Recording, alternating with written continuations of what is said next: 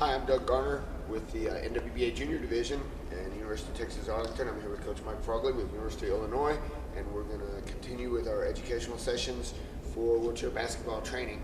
What we're going to talk about this morning is using some progressions and breaking down skills so that your athletes can go from introduction level to competition level with their skills, from basic to advanced. And a couple things to remember as you're breaking down your skills for your athletes and you're thinking about your practice planning and your season planning is all skills training is developmental.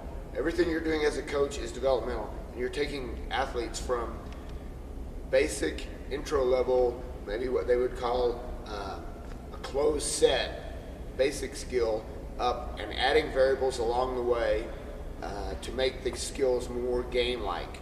So everything you want to do is you're training for game training. A closed set skill is something that's going to be the same when you do it in a practice as it is when you do it in a game. In wheelchair basketball, there aren't a lot of closed set skills, maybe a free throw, except in a game you're adding the variable of the pressure of the game, the crowd, the other players on the floor. But if they can't do the basic closed set skill with good technique, with good follow through, and with good success, then as you go along, the success rate is actually going to go down. So you're going to spend a lot of time with basic skills training and generate success at that level, especially for your younger athletes.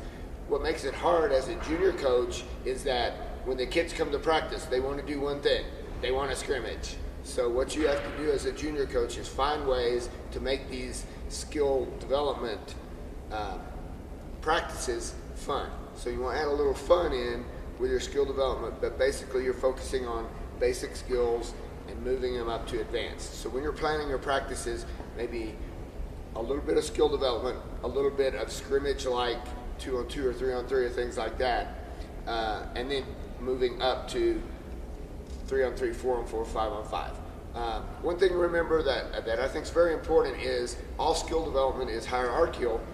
It starts in a triangle, it comes down, your base is your biggest part, so that's where you're going to spend most important, the main part of your time in your training is the base of that triangle going up to the actual skill itself. So you can add some fun in, you can have a lot of fun, but you got to keep in mind that you're working on skill development. And as college coaches, that's what we like to see is we don't really look at players who can come in and be the superstar. We look at those players who have the good fundamental skills that are going to help them be successful in wheelchair basketball.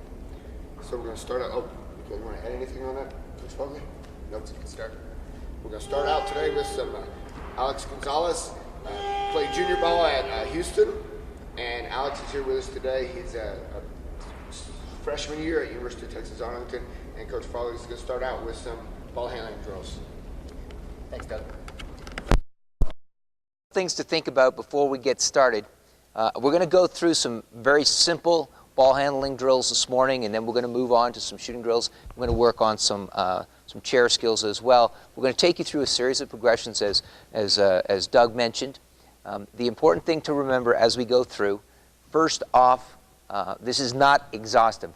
We really encourage you to go and search on the internet for other drills. What we really want to emphasize is how you can make drills increasingly difficult to challenge your athletes and get closer and closer to that game-like setting that you want, because that's ultimately what we want to practice game-like skills. So we want to know how to move that junior athlete that's just starting out, or that individual who's newly injured and just coming to wheelchair basketball, how to move them all the way up and challenge them, and one day maybe get them to a Paralympic level. The other thing to keep in mind as we're watching the drills, some of the very best players in the game today, they started out with these drills, they still do these things. So fundamentals don't stop when you move up to the highest levels of performance. I'd really encourage your athletes to continue to do these right up to that very highest level. So